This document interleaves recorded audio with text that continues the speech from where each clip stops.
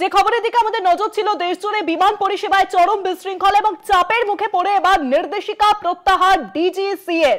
পাইলটদের সাপ্তাহিক ছুটি ও বিশ্রামের নির্দেশিকা প্রত্যাহার। আরো জানাবেন এ বিষয়ে এখন সরাসরি রয়েছে নিউজরুম থেকে প্রতিনিধি অরিত্র ঘোষ। অরিত্র, চাপের মুখে পড়ে এবার কিন্তু ডিজিসিএ তাদের যে আগের নির্দেশিকা ছিল পাইলটদের সাপ্তাহিক ছুটি দিতে হবে, বিশ্রামের জন্য যে নির্দেশিকা, সেই সমস্ত নির্দেশিকা প্রত্যাহার করলো। কারণ কয়েকদিন ধরেই যে বিমান বিভ্রাটের ছবি আমরা দেখতে পাচ্ছি, তার জেরে ডিজিসিএ এর কিন্তু এই প্রত্যাহার।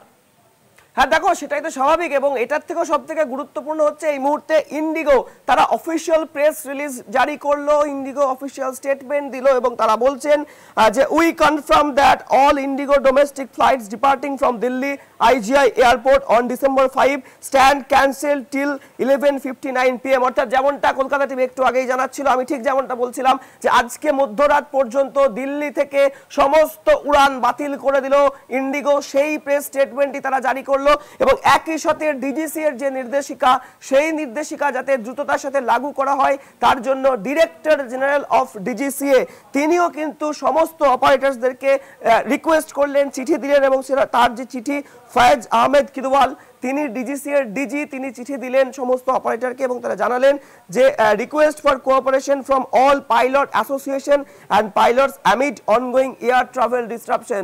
অর্থাৎ ডিজিসি এর যে চিঠি, ডিজিসি এর যে নির্দেশিকা প্রত্যাহার করার যে নির্দেশিকা বেরোলো, তার কিছু সময়ের মধ্যেই কিন্তু একদিকে ইন্ডিগো তার স্টেটমেন্ট দিয়ে দিল এবং একই সাথে ডিজিসি এর যিনি ডিরেক্টর জেনারেল তিনিও অনুরোধ করলেন যাতে দ্রুততার সাথে যে নির্দেশিকা দেওয়া হয়েছে সেটা ইমপ্লিমেন্ট করা হয় এবং গোটা দেশ জুড়ে যে বিমান বিভ্রাট চলছে সেই পরিস্থিতি যাতে দ্রুততার সাথে স্বাভাবিক করা যায় সেই নির্দেশিকাও দিলেন প্রত্যেকটি অপারেটরকে। অনেক ধন্যবাদ অরিত্র, সরাসরি ছিলেন নিউজরুম থেকে প্রতিনিধি অরিত্র ঘোষ। ইতিমধ্যেই কিন্তু ডিজিসি এর তরফে যে নির্দেশিকা জারি করা হয়েছে সেই নির্দেশিকা অনুযায়ী ডিজিসি এর ডিজি ফয়েজ আহমেদ তিনি কিন্তু সকলকে অনুরোধ করেছেন যে সকল পাইলটরা তারা যেন কোঅপারেট করেন।